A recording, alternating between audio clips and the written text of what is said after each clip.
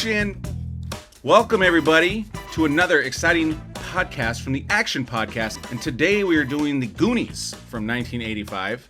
And with me today, I have Rose, who's been on several other episodes with us, and Dominique as well. And, of course, my co-host, my brother, Pete Dog, in the house. With me as always is Garth. Yeah. So, if audience members, I'm you the have not... Garth of the show. Yeah. Are you have the glasses? Yeah. If you've not seen them already, they've also been in our Jurassic Park podcast. They've also been in Ferris Bueller. E.T. Oh, E.T. Oh, it's right there. It looks like Et. Looks like Et because it's a file. But yeah, so make sure you check those podcasts out and see us all going. But today, I mean, the Goonies, we all grew up with the Goonies, maybe except Rose didn't grow up with the Goonies. But, you know, for us 80s and late 70s babies, Goonies was just obviously a big part of our childhood growing up. And this is, again, when we're talking about the VHS era, you know, you're talking about these movies that you're watching over and over and over again. And then also, you know, reruns on television. So this is definitely one of those films that we watched a 1,000 times and learned all the good stuff. And this film is directed by Richard Donner, who also directed Superman and Lethal Weapon, and he just recently passed away, I believe. I don't have the actual date. But this was written by Christopher Columbus and Steven Spielberg, not the explorer Christopher Columbus, audience, just in case you got confused. Not to be confused with. No, but it's he wrote Home Alone, right? Christopher Columbus? Yes. Yeah. Mm-hmm. Wrote Home Alone. That he directed the Harry Potters.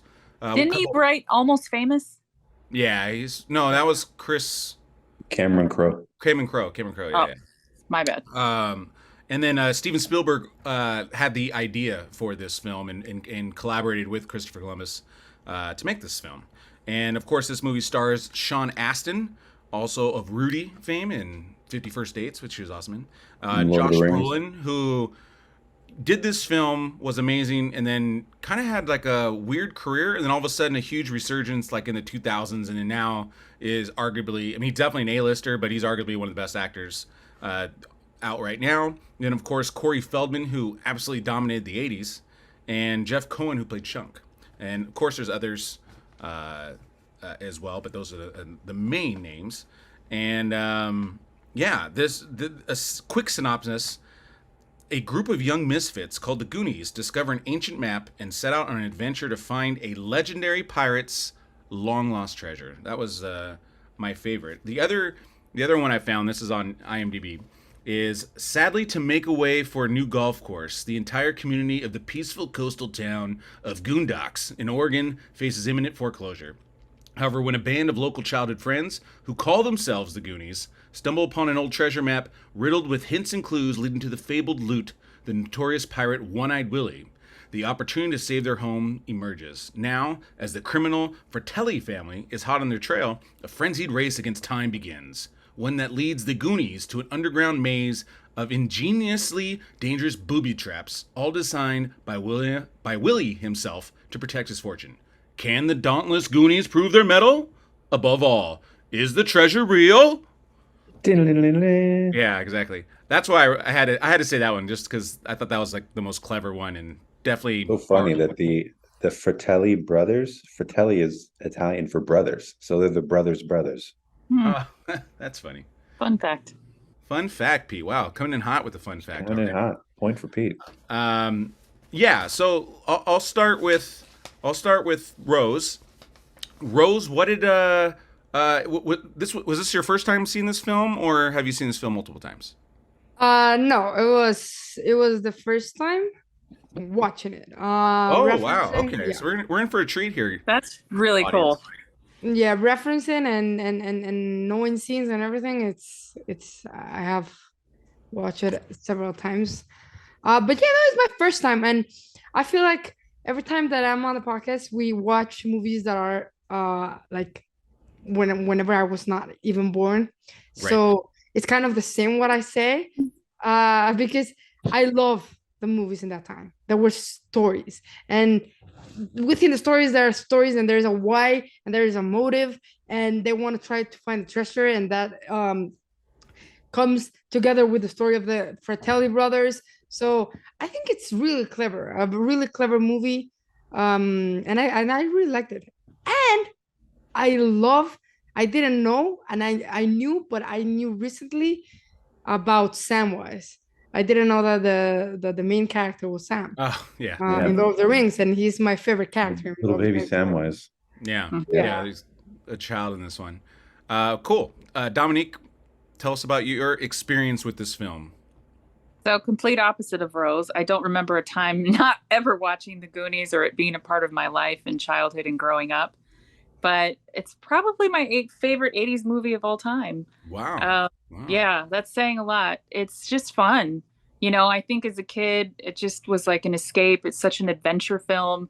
It goes back to, you know, just a simplistic time with no technology or cell phones or craziness. It's just kids being kids and being curious. And I love the friendship of, you know, of all of them. And it's probably, like I said, my favorite 80s film. Wow. By the way, spoiler alert, since later on we'll be giving our list for the top 80s movies. So we might have a spoiler alert there on Dominique's part. But okay, Pete Dog, what's your experience with this film? Top 80s movies that the Rose doesn't know any of them. Yes. For our audience, Rose was not man. born in the 80s. She was born in the 90s. In my defense, just because it's my favorite doesn't mean I listed it as the top 80s movie. Fair. Tease. That's a teaser right there. Mm-hmm. Yeah. This movie for me is just this is one of my favorites. This is just like Ferris Bueller's. It was like one of these movies that you just watched over and over and over again. I think we recorded it off TV, so it was like an edited down version. Yeah. And you know, you pause every time there's a commercial break so that you actually can watch it back like a real movie. Yeah. But then, you know, then I saw the real one a few years later. I mean, I was still a kid when I saw the real one. That's where I learned curse words. This movie was where I just learned how to finally be a filthy mouthed person, you know, and I owe it all to the Goonies. And Chris Columbus. You know, and this movie was it just displayed what I wanted. It put out there what I wanted. I wanted to go on these adventures with my friends. I wanted to do exactly this. I wanted to look for clues. I think we actually, when we were younger, we actually walked on the sidewalk and we looked in the gutters for clues, and we would pick shit up and put it into a box. Like, you know, that's filthy, but we did it. No kids are doing that. Why not? Too many germs. And I thought the intro of this movie really just kind of established what we were going to be watching. It established who the villains are, and it told us every the character before we even got to meet the two leads, the two brothers.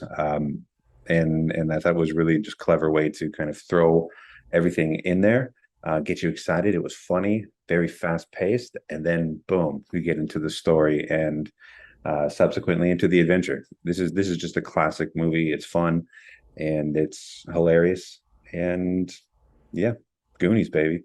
it really is. It really is. Maybe arguably one of the best openings in a film. I mean, it really gets into it right away, like you're saying, Pete. And then you're again, it's also developing characters right into it. You know what I mean? But I mean, yeah, the score is fantastic. Like right away, you're just like on the edge of your seat, and it just starts with the prison break. And again, it's just like you're saying, you're immediately thrown into this adventure, and you just go from how it intertwines this small community so quickly. Again, like you're saying, just brilliant writing.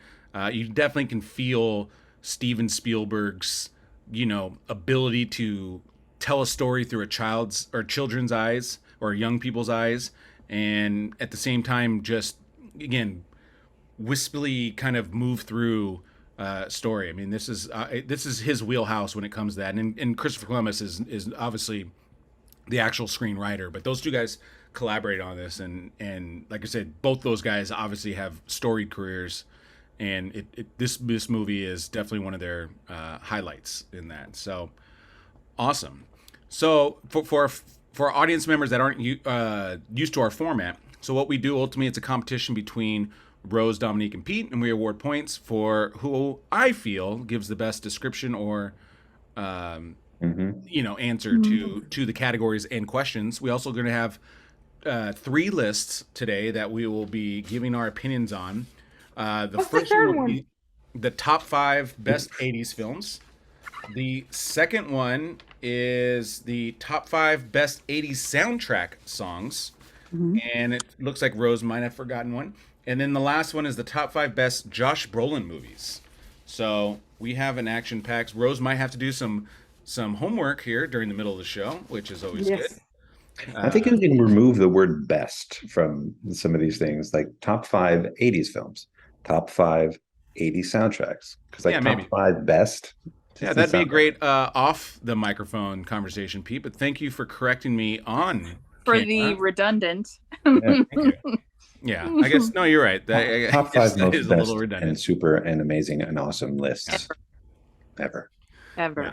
So for background today, I'm gonna give Rose the point because she's got the truffle shuffle back there, and it's one of the iconic, memorable things from this film. And again, it's funny. It wasn't necessarily funny for Jeff Cohen. Apparently, he was super embarrassed to do that, and they convinced him to do it. But it is legendary in film, and so Rose will get 1 point for the background, and then I'll give Pete Dog the point for explanation because he talked about the opening, and it triggered some things for me. Which I smell another victory here.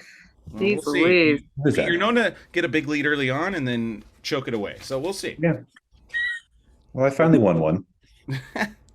So we have Rose 1, Pete 1, Dominique 0, but it's still early, Dominique. You keep your head up. Keep that chin up. I always lose, so. I think everybody's won here, so I don't think anybody can claim to be a victim here. Okay, guys? No, okay. I haven't won anyone. Any podcast. All right, well, maybe you can be a victim then. All right. Okay. Moving forward, the budget and box office for this film. So this movie was made for $19 million, ended up grossing over $64 million worldwide. 63 of that is domestic. And again, you can just tell the difference today versus back then, where there's no worldwide gross. It's a $1 million difference. That's it. Overseas. Yeah, crazy. Nowadays you're getting almost double, if not more than that, worldwide, and so I always find that super interesting.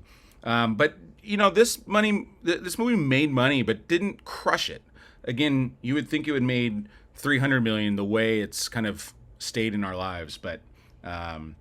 And this film actually was selected for the National Film Registry in 2017, which is a big deal. That's pretty much the Hall of Fame for cinema, so that's also a big deal.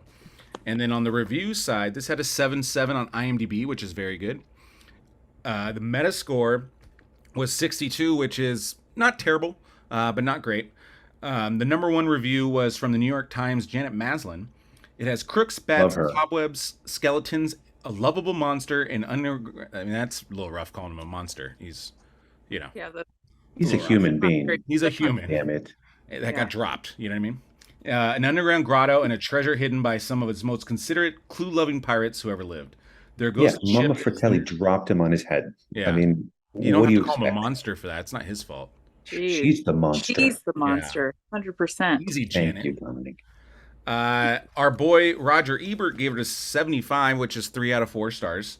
And like Goonies, the Goonies, R.I.P. The Goonies, like Gremlins, shows that Spielberg and his directors are absolute masters of how to excite and involve an audience. E.T. was more like Close Encounters. It didn't simply want us to feel, but also to wonder and to dream. I think that's a pretty solid review there. I like that. His counterpart, Gene Siskel, also gave it a 75, which is 3 out of 4 stars. As entertaining as The Goonies finally becomes, and its last hour is mostly one pleasure after another, it's a shame that Spielberg, writer Chris Columbus, and director Richard Donner felt the need to take the low road in terms of language. He's such a prude. Gene. The low road. Get the fuck out of here, Gene, with that fucking review. Get the fuck out of here. Fuck right off. Jeez. Gene Siskel. The hell? I mean, that was actually, I thought, one of the best parts of this movie was the fact that these are normal kids, and all of us went to junior high, and this was way tamer. This was way tamer than Santa Fe Middle School. You know what I mean? Honestly. Yeah, the Cougars. Yeah, go Cougars. Go Cougars. Okay, and then the worst one, we have two bad ones that we always got to give our shout outs. Peter Stack from the San Francisco Chronicle. I would not take very young children to see the Goonies. Too intense. I would also discourage any adults who are borderline in their liking of children from seeing this film. The Goonies can easily turn a lot of otherwise tolerant grown-ups against children, and I'm assuming that would be a terrible thing. Peter Stack, also, what the fuck are you watching, bro? What's happening?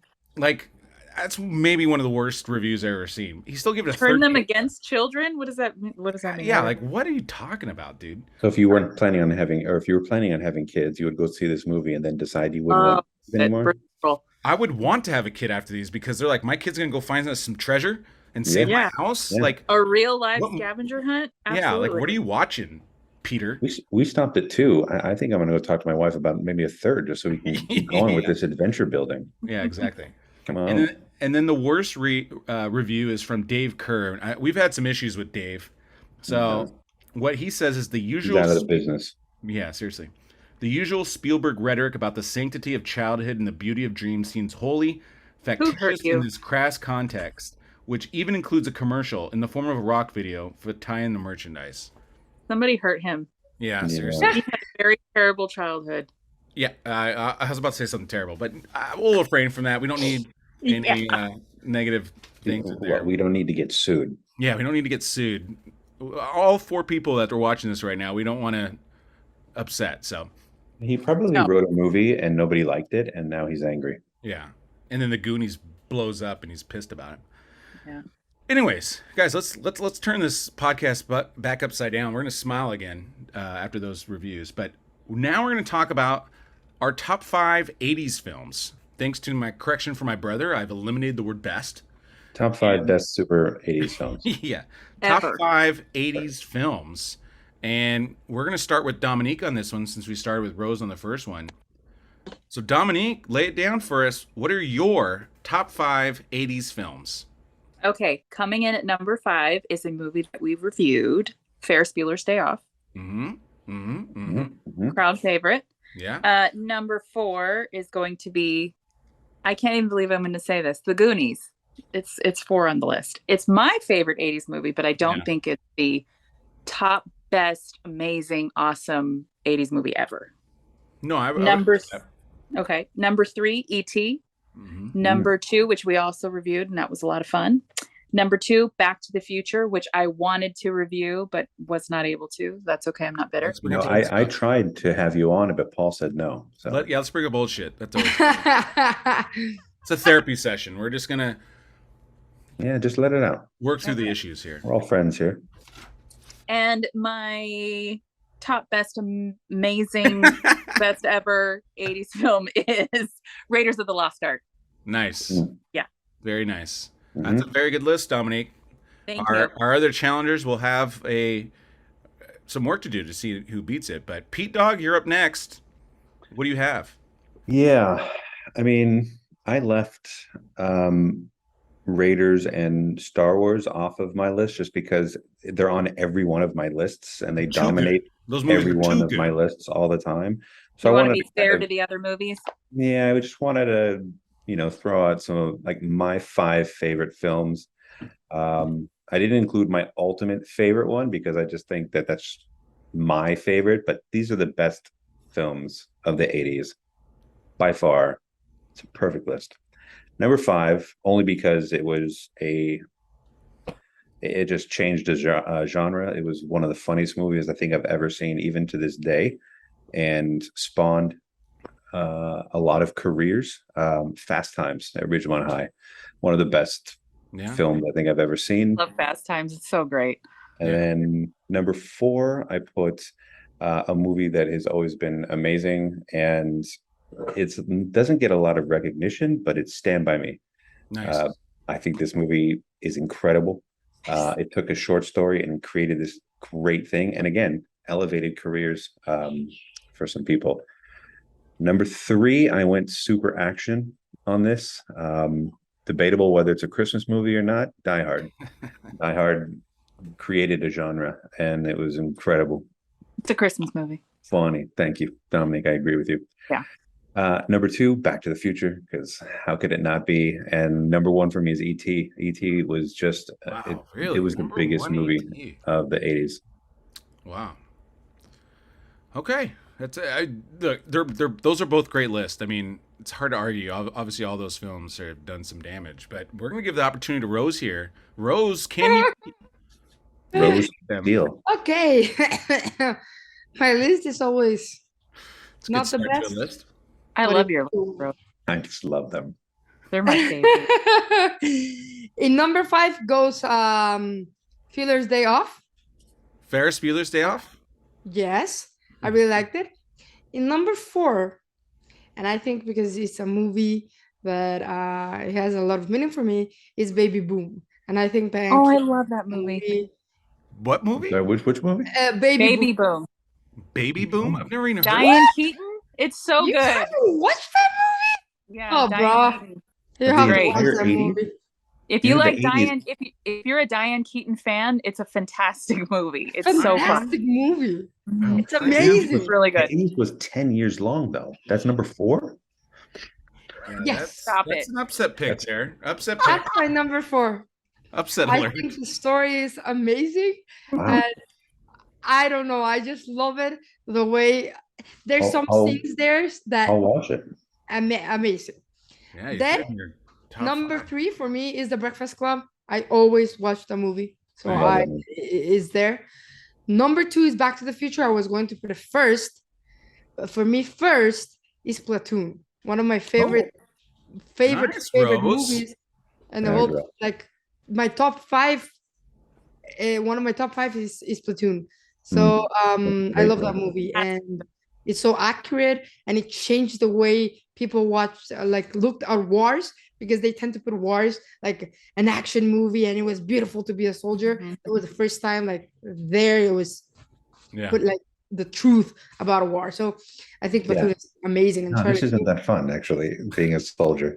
Yeah. Yeah. Exactly. I remember watching that at like 7, 8 years old and just being like, so shouldn't have been watching that. It's so Yeah, great. totally. oh, but been they wanting to rape watch the that kids again. and everything. I'm like, no. It was- My mother had, I watched it all from a very young age, just very PTSD from it. And what I loved about that film was like Oliver Stone put all the actors like Die. I forget his first name, but he's a stunt coordinator and former soldier. But he literally took them to, I think it's shot in the Philippines, maybe, and Probably. they had to spend 2 months out in the jungle and taught them everything they needed to know, and they had literally had to like survive and all that good stuff. And it was nice. the actors Yeah. talk about it's like the greatest worst experience of their life because it's Sure. it was such an amazing experience. They never had that before, but at the same time it's brutal, so Big- I gotta watch the movie again though. Platoon is Those Yeah, poor yeah. actors had to do all of that while, the real people in wars are, dead. yeah, exactly. Sure. Oh, and I get paid Speaking of to just quick- be in the jungle all day. Quick Oh, side and note. you're gonna elevate my career? Yeah.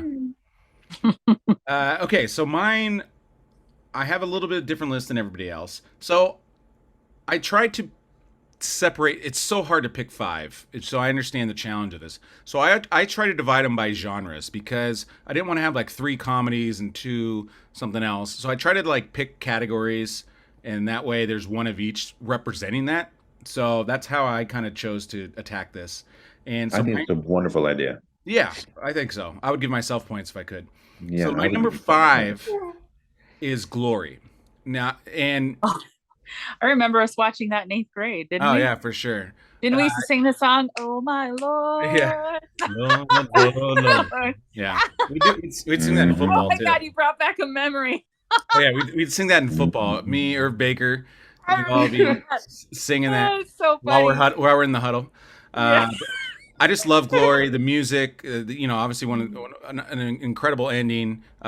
Really launched the career of Denzel Washington. That obviously It was he a won 90s movie. the Oscar. It was 88, I believe. Oh, okay. So yeah, I almost did not have it, and then it jumped up, and I'm like, I should put this because it was a historical fiction. Platoon, yeah, you can make that argument that should replace that, but For me, Glory I didn't watch Platoon when I was younger, but I did with Glory. And so Glory just means a little bit more. And I love the director more. Edward Zwick is one of my favorite directors. My number 4 is Back to the Future. That's kind of the sci-fi action film. And it knocked off another sci-fi film that I'll tell you about in the honorable mention. And then my number 3 is Beverly Hills Cop. That's kind of the comedy scene. And Beverly Hills Cop on the comedy side was nominated for best screenplay. If not, if it didn't win, but I believe it was nominated. And so that's why I had to put that. Raiders of the Lost Ark is, Raiders of the Lost Ark. I don't need to really explain that one. That's number 2. And then my number 1, Pete Dog had it on his list, but it's Stand By Me. And, I think when you're talking about just a film in general, you're talking like music, and you're talking, like you're saying, story, characters, acting, directing. Stand By Me is just absolutely up there. One of the best films, I think, of all time. And so I decided to put that number 1 for 80s films. And I'm not saying that's my favorite film, but that is I think, the best overall film when you combine all the different elements. So, tough list. Rose, what an amazing I like list, Rose's list, but Baby Boom pretty much eliminated her right away. Although I loved her number 1. Good job on that. So Pete didn't include a couple big ones, but he included Stand By Me. But Dominique had a lot of good ones as well. I'm gonna go Dominique on this one, just because Pete did include Raiders of the Lost Ark. And if you watch Baby Boom and you like it, I'm gonna kill you. Well, I still wouldn't put it a top 5 80s film, regardless. Even if I like it, there's no way that's going to end up as a top 5. There's too many good films, and so I'll let Dominique go first since she won the point. What do you have any other honorable mentions? I mean, there's a ton, but one other three honorable mentions. Top Gun. Yeah, for sure. It's one. Gremlins. Yeah. As far as like horror, kind of. Yeah. Because I think like horror really, really came through in the 80s. Yeah, for sure. Third, can't think of anything off the top of my head, but those two come to mind. For sure. Pete Dog, what do you have? I mean, my favorite movie of all time, Dead Poet Society, should be. I actually really wanted that for number 5. That was almost my number 5, and then I went with Glory because I felt Stand By Me beat Dead Poet Society, so that's why I didn't put it in my list. Big was huge. Yeah. I mean, that was just one of the best movies I've ever seen. Yeah. I mean, Full Metal Jacket was incredible. I mean, Platoon I think is better, but Full Metal Jacket deserves some recognition of its realism and horror, not in the scary way, but just in like horrific visual. For sure. Yeah. What you wrote? Rose, what do you have? Any other? I'm gonna cheat. I'm gonna put one is from the 79 that it should be the 80s, Apocalypse Now, and Back to the Future 3 that it's out from the 90s. So let's put it 89. Okay. Interesting way to do some honorable mentions. Creating. I have one more I have a third honorable mention. I just thought about it. I don't know if you guys have ever even heard of this film, but it's the definition of epic because it's like 3 hours long. Mm-hmm. Once Upon a Time in America. Oh yeah, that's really good. That was really good. Yeah. With Robert Coming De Niro. Back to America also. Coming to America, is that what you meant? Coming to America, yeah. Yeah, that was gonna be one of mine. Ghostbusters as well. Yeah, those are that pretty much rounds up the tough. Arguably one of the best decades, if not the best decade of filmmaking, I think. Amen. But music. So now our next category is the Oscar goes to, and this film did not win any Oscars, of course. So this category is wide open. But Pete, we'll start with you. Who wins your Oscar for this film? I'm gonna go with the people that I usually go with. The screenwriting. I think that the way this movie wouldn't have been done if the script wasn't done as brilliantly as it was. I mean, just that opening sequence, like I talked about. I mean, to be able to write that and think about doing things that way, to introduce everybody first and then the main characters later is brilliant. Technical question, real quick, Pete. So if let's just say the writing actually did win an Oscar, does Spielberg get nominated, or is it just Christopher Columbus? I think it would just be Christopher Columbus, Just who writes the screenplay, right? Unless he was credited as a screenwriter. No, it was just story by. Story by, then I don't think he gets an award, but I could be wrong. No, I don't think he does either. That was my thought as well. Okay, awesome. Then Rose, who wins your Oscar? This guy. I think he carries the story very well, and for being a child actor, I think he does it amazing, because I wanted to watch the movie and keep watching the movie because of him, and he carries the scene by himself. Like, he has the other actors like leading, but he can carry a scene just by himself. Like when he's confessing, it's just he him. saves the day. So it's amazing. It's just amazing. I like your observation there, Rose. And the other part too is he is arguably the funniest character in this film, but then his storyline is also probably the most emotional. Because he's the one that interacts with, thanks to what was her name again, Janet, who Janet calls a monster. He's the one that actually relates to, quote unquote, the monster. And he actually, the Fratellis treat him terribly, and Chunk is the one person that actually learns to have a connection with him, and they become, of course, spoiler alert, they end up adopting him, and so they become brothers. So yeah, interesting. You're gonna come and live with me now. Sloth loves Chunk. Oh my god, I love you too, buddy. That was a little Yoda-ish. That was. I didn't rehearse my sloth impression, so yeah, that was a little rough. I could improve a couple more times. Dominique, what do you have? I'm a music guy. I love the music. I love the soundtrack. I would give it to the soundtrack. Like Peter said, when in the beginning, when it starts out strong, I mean, I can hear the soundtrack in my head right now, and yep, so it's great. It's great, and it just carries the whole film all the way through. And then, of course, Cyndi Lauper with her Goonies are Good Enough song. So, yeah, that's my Oscar goes to. Nice. Yeah, everybody, good job. I'm gonna give it to Rose though. Rose hammered it home, and I don't even think that would have been my choice initially, but she made me think. And she ain't lying. She was right. I would have maybe gone with the music initially. Like you're saying, I love the music. I mean, there's so many.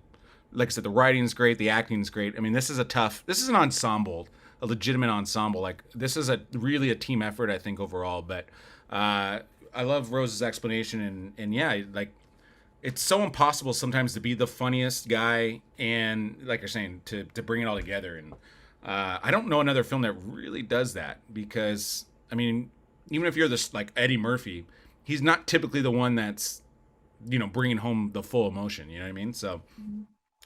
Good job, Rose. So Rose actually takes the lead here. She has 2, Dominique has 1, and Pete has 1. So, like I mentioned before, a very tight race here. As we enter our next category, and that's the Get Me Ari Gold Award for different castings. I don't think any of these are going to be awarded a point. So unfortunately, there is no real casting debates in this film, based on my research. Not that was hardcore research, but it's I did my best, guys. But sure. So I have the late Corey Haim audition for the role of Mouth, but it was given to Corey Feldman instead. And ultimately, those guys became the 2 Coreys. Yep. Heather Langenkamp auditioned for the role of Andy. She starred in Nightmare on Elm Street.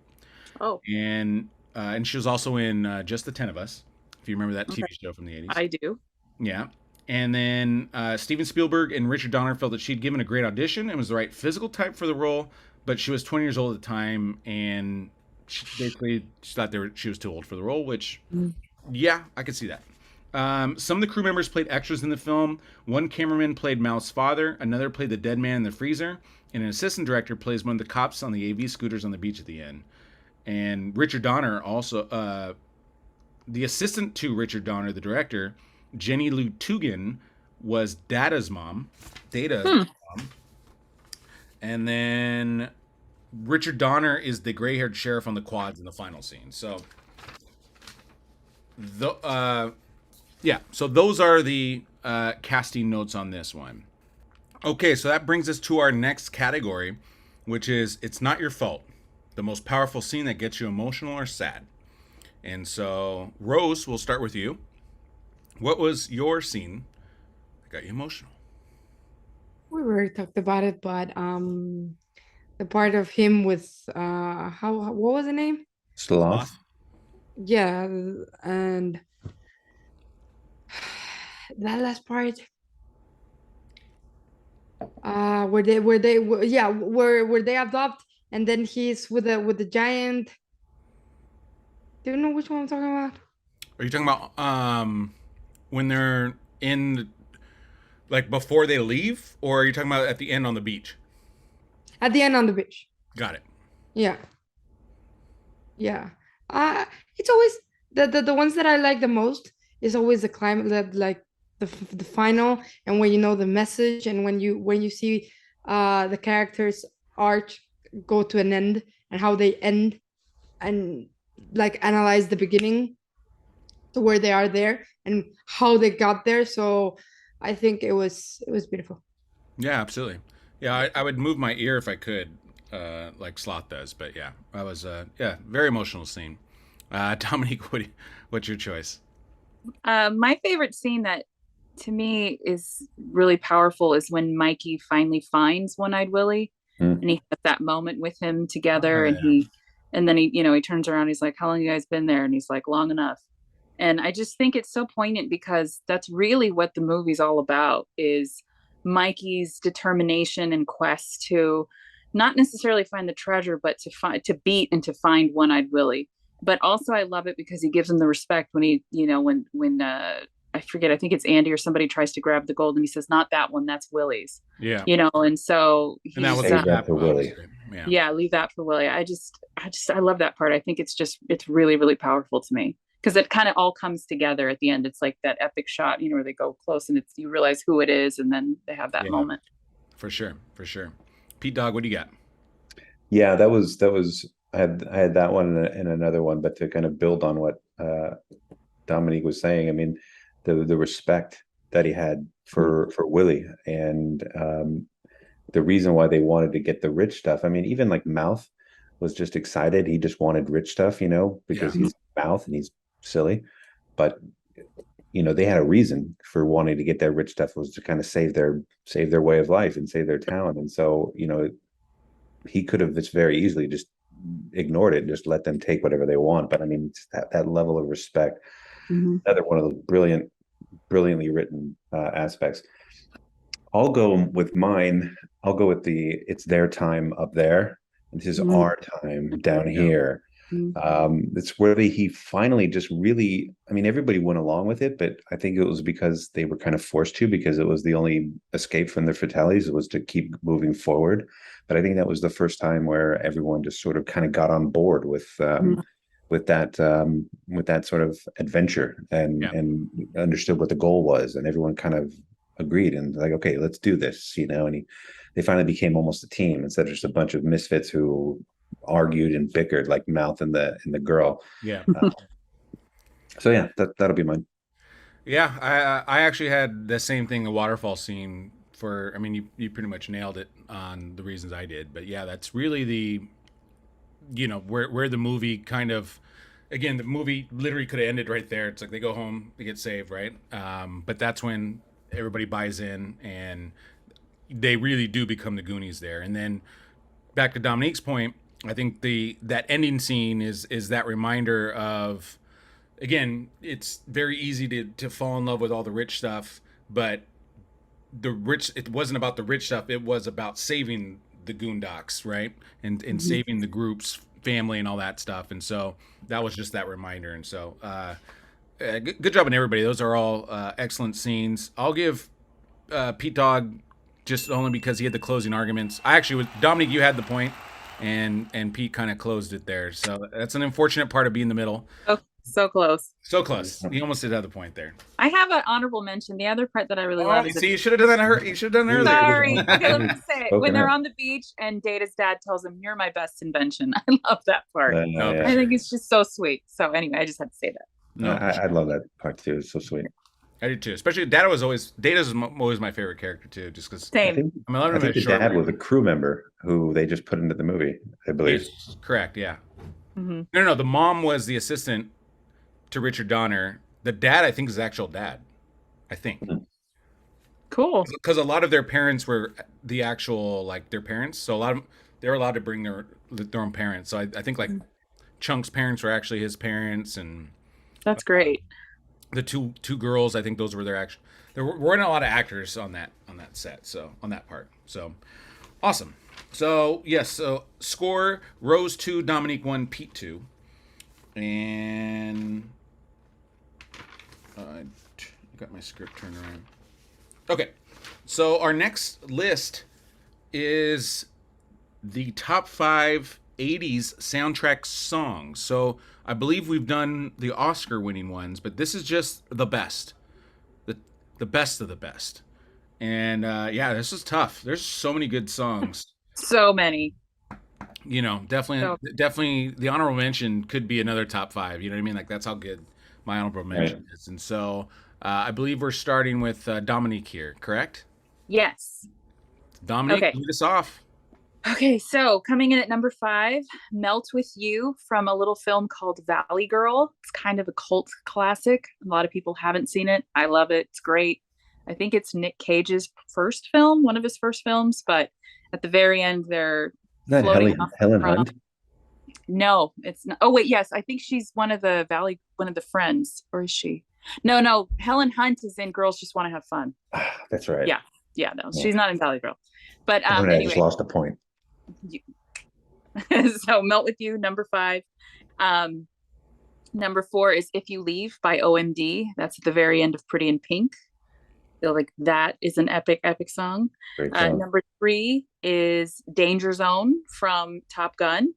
Yeah. Number 2 is Eye of the Tiger from Rocky. Mhm. And my number 1, hands down, beats them all. And we're going to go whole soundtrack, but Purple Rain. Oh, Purple. And I have, number I thought 1. you were going somewhere else on that. I'm actually shocked a little bit, but okay. And I Hard have to argue, though. 2. Can I put in my 2 honorable mentions? Not yet. No. You have to wait till Okay. we don't want you to step on other people's toes. Yeah, don't Sure. step on the toes, man. Okay, so that's my Pete top Dog, 5. You're up. Okay. Wow. Some similarities, some differences in my list here. I went number 5. I mean, number 5 could have been 75 different songs. Sure. I went Glory of Love because Nice. it was a classic movie moment and song. The video was fun. It was in my wedding. Have to put it. Yeah. Oh, yeah. And it was huge. So number 4. Like a knight in shining armor. A long time And then ago. I'm running on the beach, Yeah. like hopping on the beach. The next 4 are the best 4 songs ever because they're in every one of your workout playlists. Number 4, Eye of the Tiger. I agree with Dominique. Yeah. The movie that song just pumps you up. So good. Number 3, You're the Best. Around. Yeah. Nothing's gonna ever keep you down. It's not. Yep. Number 2 is Power of Love. That was one of the biggest songs ever from Back to the Future. And number 1, Danger Zone. How can you not have a bigger song than Danger Zone? Sure. It gets you just charged up. I'm so surprised there's not one that you included. I'm going to not step on Rose's toes here. So, Rose, give us your top 5. And then, yeah, you're going to get my list. Okay, so you already mentioned a lot of my honorable, but I'm gonna tell you my list. In number 5, come I had the time of my life. Dirty Dancing. Oh, how can I Amazing. forget that? Yeah, no, that one is. I mean, that's number 1 on a lot of lists. That's not my number 1, Damn but it. that's on But that's number 1. 5. I think that song has been traveling through time amazingly. Then Let's hear it for the boys. I love it because when they remaked the movie of Footloose, that's the song that Miles Teller's dance to, and Miles Teller's is one of my celebrity crushes. So Miles Teller's I in the just- new Footloose. I might have. Yeah, oh he yeah, plays when the, he was Willie. young. Like, I mean, I don't think I've seen the original Footloose, but I mean, He plays the Chris Penn character. I would. Let's hear it for It's the been so long since boys. yeah. Then number 3, of course, Never Ending Story, because in Stranger Things, That never was so hard not to have on my list. Listen what you see. yeah. Solid. Number 2 comes 95, Dolly Parton. I think that song is just That's a great song. yes. And whenever I quit my job, I just put it on the car, and I just think it's How many times did you quit your job? Yeah, I mean, Jesus. Side note, that's my alarm song that I wake up to. That's It starts in the morning. Dun, dun, dun. Whenever I quit my job, I play that song. I've played it 1,000 times. I played it. And then number 1 for sure is dun dun dun dun. That song is, when I was a kid, you put it just to act on it. Yeah. Like, it was so iconic that it was like, okay, now we're gonna go on an adventure, and that song. It was like tan tan tan, and I think the beat and the instruments and how it's built and the emotion that it creates and music for me is one of the top tiers. And if I wouldn't study film, I would have study music. So I think that has that feeling of like can get you to another level. So that's why Eye of the Tiger is my number 1. And it's like you're saying, the song itself rests outside of the film, so it's used in commercials still to today.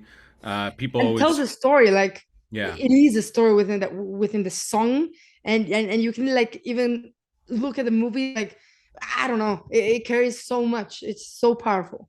It's so powerful, I think. So that's why I put it as number 1. So wow, I'm everybody had great lists, obviously. So mine's pretty similar. So my number 5 was Power of Love. I couldn't move it higher just because of these other songs that I had. But, you know, Back to the Future, it's amazing. My number 4, and I can't believe no one else put this. I didn't think I was the only one that thought highly of this song, but it's Don't You Forget About Me. Simple Minds. Forget about me. Breakfast Club. I mean, Yeah, that's one of my honorable I was mentions. going to put it, but At the end when he's like, yeah. I was going to put it, but and that's like one of the more like 80s songs, you know what I mean? Like the other ones are more like the rock type. My number 3, Glory of Love, that's like the kind of like the ballad song of the 80s. And then number 2, Eye of the Tiger, of course, like we just mentioned, and number 1, Danger Zone. So a lot of similarities. I was just really surprised. I thought, I mean, especially you, Pete, I thought you were for sure putting Simple Minds. I mean, that was like your favorite song. Yeah, it was on my list, but it was between that and Glory of Love, and I had to put Glory of Love on there. Yeah. And what was it? There was one I didn't have. So I'm gonna give the point. We'll get into our honor mentions. I'll give the point to Pete just because we literally had 4 out of the 5. But that's the only reason why. I really like Rose's list because Rose, I think, had the more traditional. I like Rose's list. I think Rose had the more traditional, like those just aren't my favorite songs. But Pete had pretty much the most similar list to mine. Yeah, but I had Purple Rain. That's like the best soundtrack of all time. No, that one's good. He wrote Thriller. No, again, they're all good lists. I mean, it's a flip of the coin. Yeah, well. So honorable mentions. So the one I really didn't want to exclude was Holiday Road from Vegas. Oh, so good. That was one I really wanted. I just played that in the car the other day. Yeah. It's crazy. It's crazy how nobody has Ghostbusters on their lists. I think it's a good song. I don't think it's top 5. No, but I mean, in terms of like money that it generated, I mean, that song was just massive. Sure.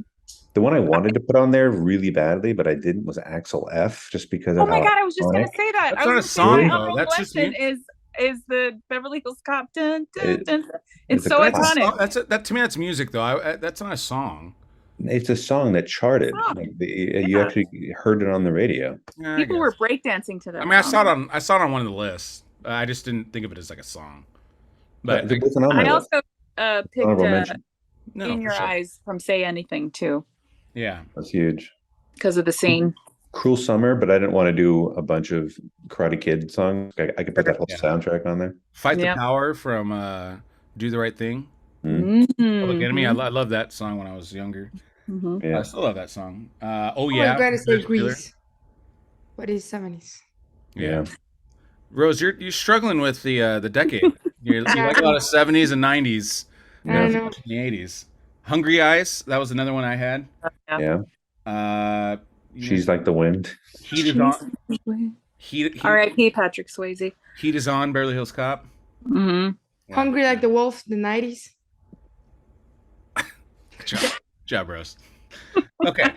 So moving on. Our next category is Meatloaf. It's the scene that makes you laugh or feel good. My favorite. So I believe it's Pete. You're starting this one, yeah? Yeah, I'll start it. Okay. And the funniest, okay, there's a lot of funny moments in this thing, but the one that always just cracks me up every single time, and I've seen this movie a billion times. Damn it, don't say mine. Data, why don't you just use the stairs? Stairs. Data. Data just starts going off like these stupid guys up there telling me I have stupid inventions, and then I spend months and months and months trying to invent them, and he's like all flustered, and then he just starts like going into like this whole other thing about I'm tired of skeletons, I'm tired of falling, and I'm tired of like all this stuff, and he just keeps going even after everyone has left the room. He's still talking, complaining, like he finally just gets it all out. And his performance is classic. So that scene always makes me laugh. Yeah, I like it. That's a good scene. Rose, what do you have?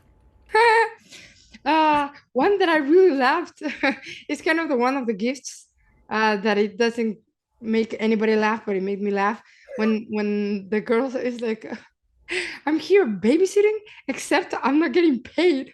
And the dynamic of the lenses, the glasses, and they broke it, and they're all talking. I think it's just hilarious. That part is, and that one line, it was the best. I started laughing and laughing and laughing. I'm like, I guess nobody laughs at this, but I did. No, it's funny that you said that, because that was my most underrated line. It's one of my favorite lines in the movie. Yeah. Just like that's one of my lines. Babysitting, except I'm not getting paid, and her delivery was so good. So point, yeah. Dominique, what do you have? Damn it, Rose. My favorite by far, and it still makes me laugh after all these years, is when Mouth is speaking Spanish to Rosalita. And the best part when he's like, sin agua y sin comida. And line up Los Drogas. Oh my God, hilarious. Absolutely hilarious. Yeah. And she's freaking out, and the mom's like, okay, you got it. You know, it's even better. I'll be very happy here. It's even better when you get older too, because you actually understand all the jokes. Like I didn't understand a lot of what he was saying when I was younger, but you knew he was. And it's even better if you speak Spanish. Oh, for sure. Yeah, I can imagine. It's so good. It's just so good because you're like, first of all, how does this kid speak Spanish? Second of all, it's just great. Yeah, the whole thing is great. So my scene I had when Chunk gets interrogated. I just love. Just love the side story. Yeah, just funny scene, and just watching the reactions of the Fratellis based off Chunk. But again, he just crushes it, which is why again I gave Rose the point earlier on that one. So I'm gonna give the point to Dominique on this one for the Spanish scene. Out of those three scenes, that was the one I liked the most. Damn. Yeah, that was the first one I wrote down too. Yeah, like when I was watching it again, I'm like, oh, this is definitely gonna be my pick. You know what I mean? Yeah, it was so good. Sure. So updated score, we have Rose 2, Dominique 2, Pete 3. Thanks to our correction there.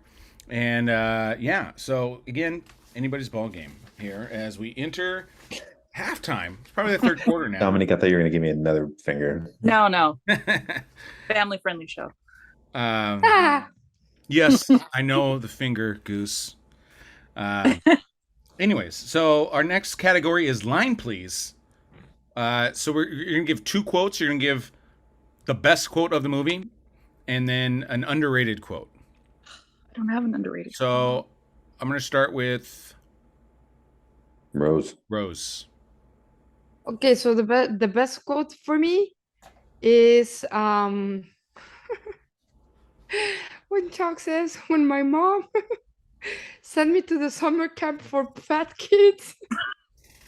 I think that's the best one when he's confessing. He's like, "My mom sent me to the summer of fat kids," and then the underrated like is the one of the girl that I talked about. I Babysitting. feel like I'm babysitting, but I'm not getting paid. But I'm not So getting those paid. two, I think they're amazing. They are amazing. Good job, Yes. Rose. So Dominique, what do you have? My favorite quote is "Goonies never say die," because I feel like that just emulates the entire film. Nice. I'm And not a Goonie. yeah, but I'm not a Goonie. I don't have an underrated quote. I guess "Hey, you guys" would be. I mean, it's not underrated, but I feel like it's everybody associates that quote with this I movie. would call that very highly rated. And we Yeah, call that exactly. overrated. Highly rated, but I think it's overrated. I don't know. Maybe it's just because everybody said it a million times over the years. Kind of over it. So it's like the best. That's what makes it the best. Huh? Yeah. Okay, Pete Dog, what do you got? Sorry, I didn't do very good on that. My favorite quote, the best quote is "That's what I said, setting booty traps." It's repeated throughout the beginning of the movie all the way through the end. He's talking about booty traps. No, you mean booby traps. That's what I said. Yeah. Quiet. Shh. And then most underrated line, which was supposed to be the one that Rose said. I'm gonna go with that scene where he's like, "Okay, this is the little girl's room and this is the little boy's room," and then all of a sudden it's like, "Well, Brandon, where are you going?" He goes, "It's the men's room." And then he walks into that other one by himself, and then all the other boys are like, "We're going to the men's room too, Mikey." Yeah. That one's good.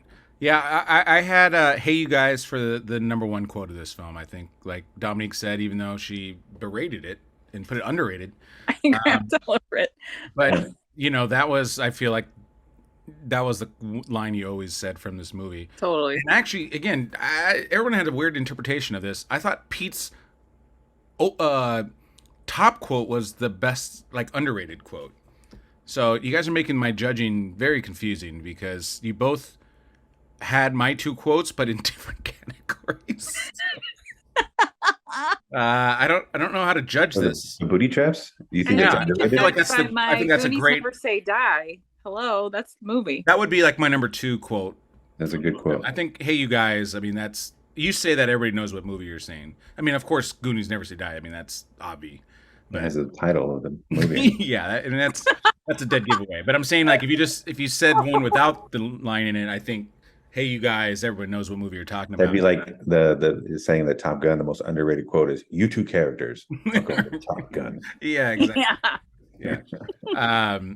But yeah, I think the booty traps one, I think that was underrated. I mean, Really? yeah. But ultimately, I'm gonna go with Pete because I like it. Well, Okay, I got an underrated one. Crushing. Just crushing. I was thinking of one last minute when he's like, "Dead things, Mikey, dead things." I love that part.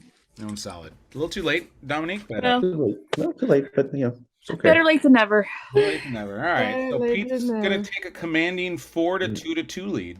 Just crushing tonight. We still, guys, we're still. So I don't think you guys have done this one yet. So our next category is great shot. Your favorite shot in the film, and then so it's 2, just like the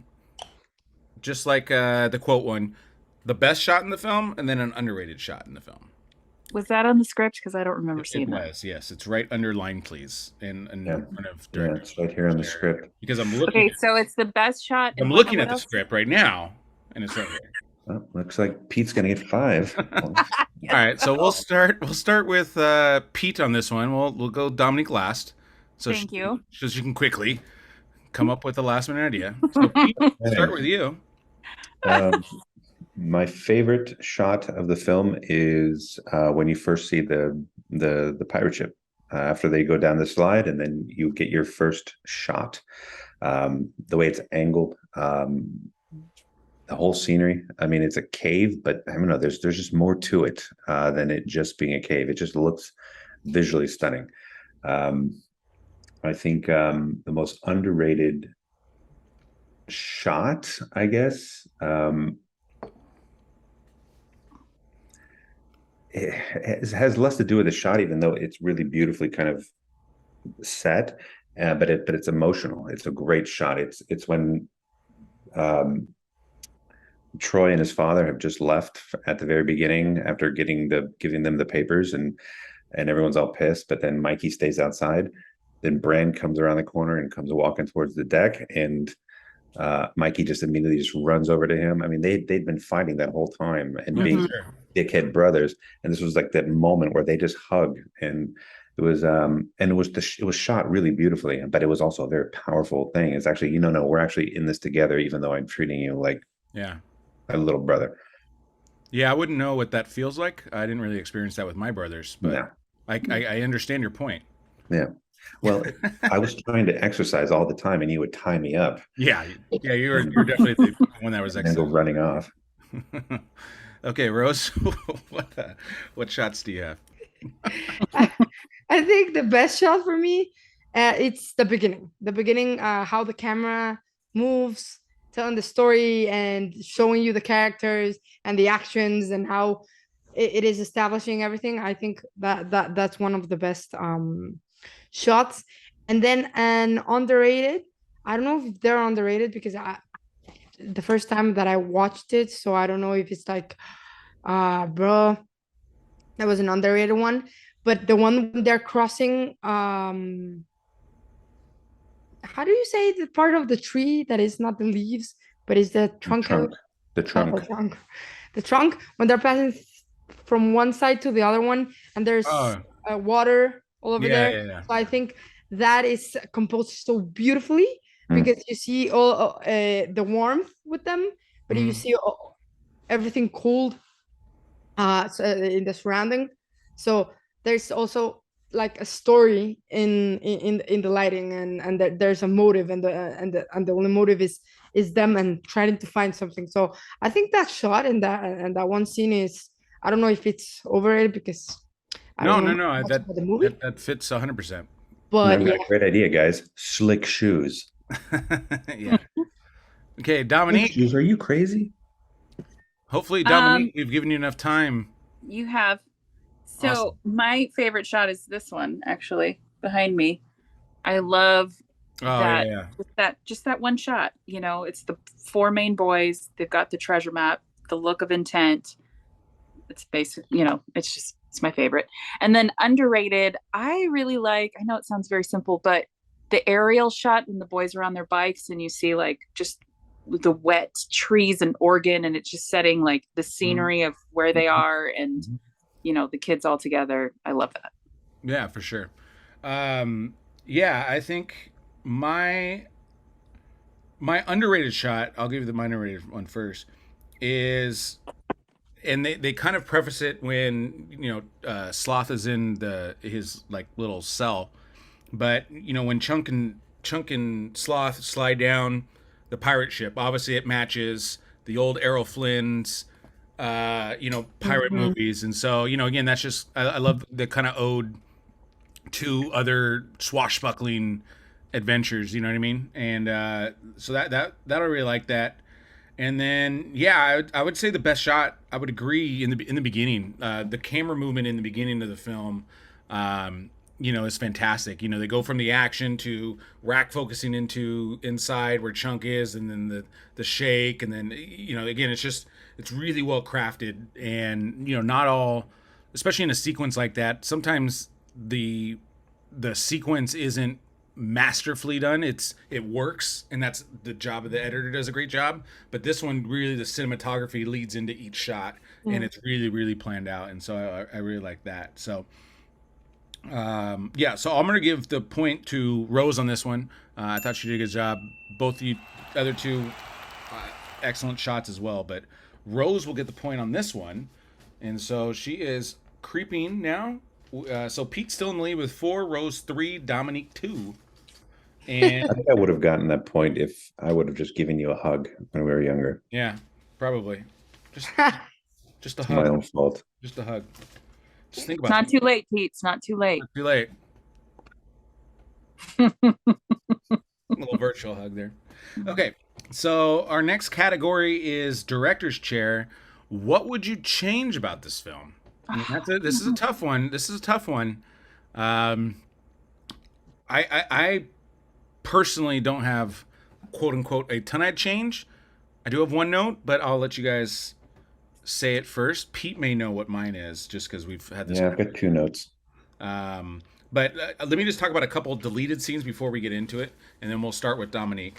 But in a deleted scene, the boys go to a convenience store and run into Troy, who bullies them by taking away their map and lighting it on fire, pretending it's a cigarette, which would explain why the edge of the map is suddenly burnt on the edges. The other one is the Goonies oath that was cut out goes as follows: I will never betray my Goondock friends. We will stick together until the whole world ends. Through heaven and hell and nuclear war, good pals like us will stick like tar. In the city or the country or the forest or the boonies, I'm proud declared a fellow Goonie. So I thought that was interesting that was cut out. No uncut version has been released on home media, but when basic cable or local stations air the film, the version includes stop and shop and giant octopus sequences cut from the final version. In the original screenplay, there was a scene that was filmed but removed from the final film, which the Goonies banging the water pipes actually causes zoo animals to escape, and 2 gorillas steal Troy Perkins' car and drive it off. This scene later resurfaced along with the alternate ending on YouTube in 2020. And then in the storybook of the film, there's a scene that was not in the film, but Mikey Mouth, Bran, Data, Andy, and Steph discover a room with a dangling skeleton in a pirate's costume. The Goonies had to tickle the skeleton's elbow, which would point to one of the 3 tunnels where they must go. Steph tickles the skeleton's elbow, and it points to the middle cave, and the Goonies continue to search for One-Eyed Willie's treasure. The novelization of the movie confirms that Chunk's parents actually do adopt Sloth, going so far as to throw him a bar mitzvah. And then lastly, the ending was originally filmed with the characters regrouping at Mikey's house after being rescued on the beach. As Mr. Perkins awaits the papers to be signed, Rosalita is doing laundry inside and comes across Mikey's marble bag full of gems from the pirate ship. Footage of this ending finally surfaced in 2020 from clips sourced from a work print uploaded to YouTube. So I wanted to read that to you because those are a lot of choices that were made. And so I don't know if that affects anybody's director's chair, but would you include any of these scenes? All that stuff. So just, I wanted to throw that information out there because that can now be part of your answer. But Dominique, take it away. My answer is pretty simple. I know you guys get into like the filmy part of stuff. Mine is just, I wish they would have gotten more treasure, or I wish like they could have, like, I don't know. I was kind of like, really, they only came out with some gems, which are probably worth, millions of dollars, but nevertheless. How much do you think those gems are worth? God knows. I have no idea. I don't know. And I wanted them to like catch the pirate ship. Like I was sad that it was going away, even though I got the point of it. But I wanted them to come up more. Well, I don't know where I had this. That might be my notes. But I think actually, due to maritime law, Mikey actually owns the pirate ship since he was the first one. Wow. So because he was the first one on the ship, legally he gets, so if they go and find it, he would get actually all the treasure. So that would have been cool to have at the end of the film or something like that. Yeah, even if it's just a title. Totally. Yeah, I'm exactly. kind of with you. I'm kind of with you on the treasure. I do remember being kind of underwhelmed, like, that's it? Yeah, like really, that's it? Like, I was like, they literally had but I mean, if you consider like, you get a wedding ring or an engagement ring and the diamond is this big and it costs, 30 grand, 50 grand, whatever it is. Those gems were this big and they were clean and they were polished and beautiful. And there was like 10 to 20 of them. The gem of that size, that's a ton of cash. I feel like it's only like, I wanted the gold. I feel like it was only like 3 to 5 million though. You know what I mean? And only. Well, yeah, but they're save the Boondocks. They'll save the Boondocks, but they were not going to be like rich.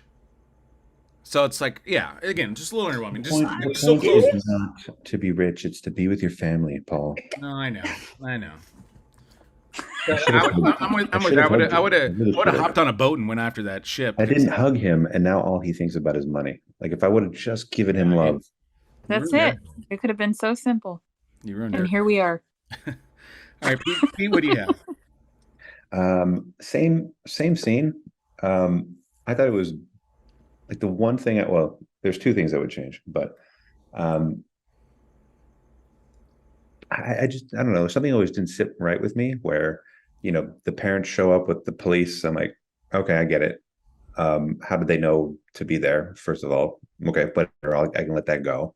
You're allowed one sort of mistake in a film by law, but then news people just show up out of the blue, which was weird. And then all of a sudden, like some weird comedy, then Troy and his father show up, just like, hey, okay, time to sign those papers. Like, well, how the fuck did you guys even know? The timing of all that, it's like very Scooby-Doo ending, where everything kind of comes together.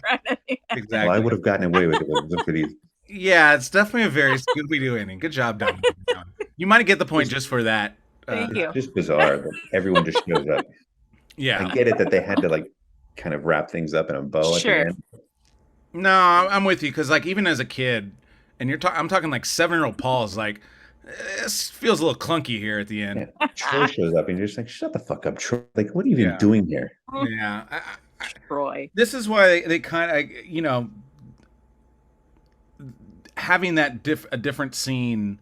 I'm kind of with it. Like I think something need to be redone, but just Scooby doing it at the end, I don't think is. Good job, Dominic. Just take away Pete's answer right there. See, Pete, if you had Scooby Doo on your thing, you might have gotten a point there.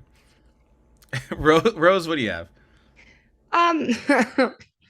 It's my first time watching it, so I don't have much. But two of the things, it's that one thing that I think it's the policy with a lot of movies that in the end, oh yes, they appear magically instead of putting symbols in the beginning and things like, oh, that's why they're there, like that's why you found them there. And that's something that I think a lot of movies lack, and that's what makes me angry, because the concept we don't want to make you angry, Rose.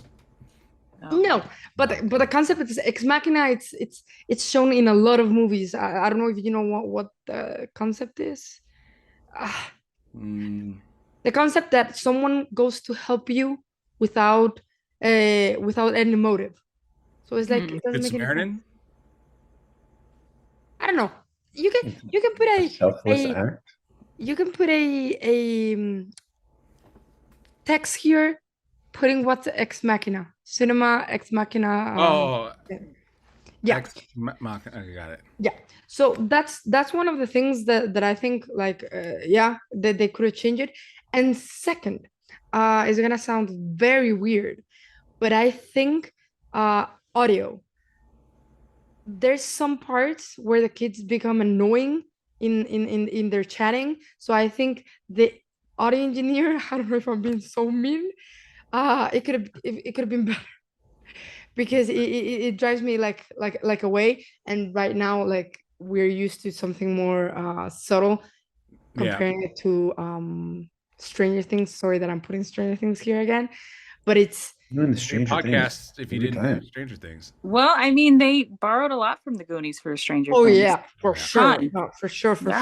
So those are the two things. But remember, I don't like to put I don't like to change things from movies, and I think no, 100%. Like, in my opinion, there. But those are the two things that I think I would change. Yeah. So mine, and this is a thing that always bugged me as a kid, but it also part of the ending. But at the ending, they're when the news reporters like asking them like what was their favorite part, and they're like the octopus, and like I remember as a kid like did I miss something? Like did I miss something? Did I fall asleep? But why didn't they cut that out? Like was there not a way to cut that out? It just mind boggled me how that was left in the film. And it was in the poster too. Yeah, it's in the poster. Oh. In the original movie poster, there's an octopus. Yeah, and so I don't understand why we had to cut it. Maybe it didn't work. I don't know, but that just bugged me. Like, why couldn't we just keep that? Would have that affected the time length so much to include the octopus scene?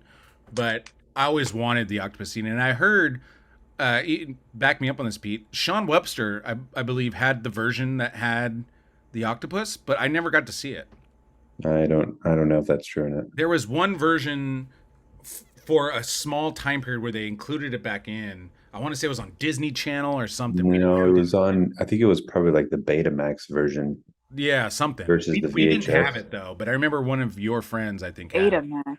Yeah. Yeah, that's how old I am. That always bugged me, and so the other thing that bugged me is that when they go down the fireplace for the first time, they had to break through that thing to get down there. But wasn't Chester Copperpot? Didn't he already go down there? Why would they have to break? Did he build another thing to block it? Like maybe Chester Copperpot would have had to get down there first.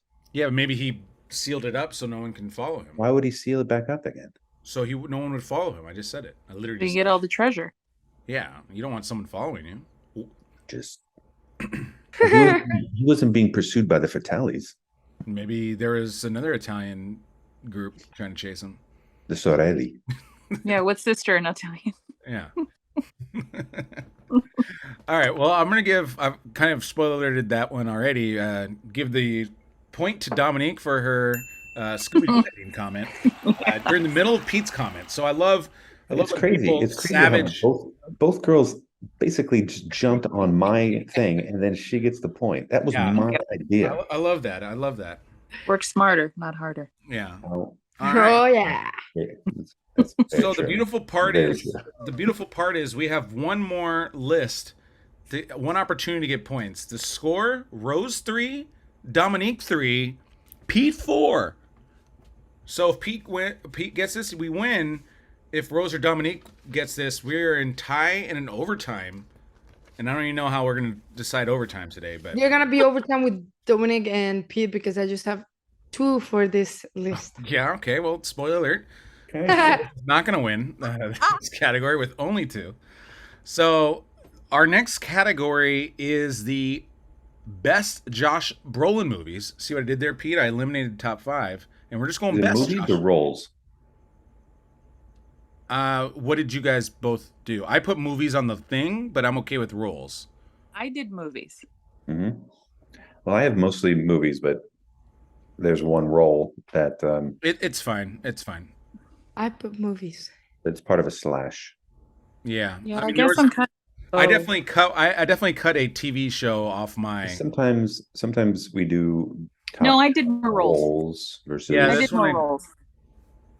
Do you have a TV role or no? Me? No. Yeah. All film. Yeah, then you did movies. Yeah. Okay, my bad. All right. So I believe, Pete, are you starting this one? Oh no, it's Rose. It'll be Rose starting this one. Yes. Yeah, So give us your top 2. with. Rose, give us your top 2 out of 5 best. Sorry, top 3. In 3 comes American Gangster. Mm-hmm. In number 2 comes Sicario, and in number 1, Gangster Squad. Wow. Okay. You could have started number 4 at Goonies because you've seen that, just to have a 4th. Oh, okay. Let's go for Goonies. There you go. Hey, good job. Great. Nice Good job, Rose. Crushing it on the list there. Well done. Dominique, try and top that. I don't know if you can. I don't think I can. I really don't. Number 5, Thrashin'. Oh, Number 4, Into the Blue. wow. Oh, I love that movie. He's in Number. that? Yeah, he's the villain. Into the Blue. Uh-huh. Oh my Paul god. Walker and Paul Walker, Jessica Alba. Jessica Alba. Yeah, he's the villain. He plays just like a total scumbag. It's great. Okay. Number 3, Goonies. Number 2, Sicario, and number 1 is American Gangster. He's so good in that. Wow. Okay. Really? Jeez. Well, Pete, I hate to say this, but you're up 30 here in the 4th quarter. Not a lot of competition. not a lot of competition here. You just really got to run the ball and run the You clock. really just got to I just have to take it. I just have to take a knee. Really? Yeah, you really just got to take a knee here, and you're pretty much a winner. Wow. Okay. Well, thanks, Paul. Since you said Thrashin', that was going to be my slash for number 5, but I'll go with my number 5 is, you guys probably have no idea what this is. but it's Young Writers was a TV series, Yeah, of course. You guys is great. and I believe he played Hickok, and it was right after the Goonies, so it was like another one of those roles where you just got to see him again, and it was a great series. Yeah, I want to actually rewatch that series. Number 4, Goonies. Yeah. Number 3, Deadpool. I mean, Yeah. nobody liked him. Deadpool 2. in Deadpool 2. I never saw it. I don't like Deadpool. It's Deadpool 2 though, just FYI. Right, Deadpool 2. Yeah. I don't like Deadpool. Number 2, Only the Brave. Wasn't on anybody's list. Yeah, I'm surprised. And number 1, No Country for Old Men. Like you guys just didn't love his role. Yeah, no, he was excellent. I'm still liked shocked him at better all than of you though. Didn't Arias. have like maybe his most highest grossing role of all time, but Yeah, I didn't put Thanos yeah, just he's because it was just his voice. You know. Yeah, just his voice. no, is he's mocapped in that. Okay. But, But It's still acting. eh. You try mocapping, Yes. guys. Anyways, number 5, I had Only the Brave, like Pete mentioned. Excellent in that film. Number 4, Goonies. Obviously, you knew he was up to big things. He was great in that film. Sicario, number 3. Number 2, No Country for Old Men. But yeah, number 1, Avengers Endgame. I mean, he's the villain of all villains. You know what I mean? Like he's like the first villain to really like you don't know how the heroes are gonna win. You know what I mean? Like but he was so calming. He was. I really like how he played it, and he wasn't like one of these traditional over the top superhero villains. Like, But it's not- ooh. It's not much the acting, but the idea of Thanos, I think. But the acting, it wasn't like, oh wow. So I think the idea of Thanos is the one that makes you awe. But the actor itself and the acting, for me, I don't know.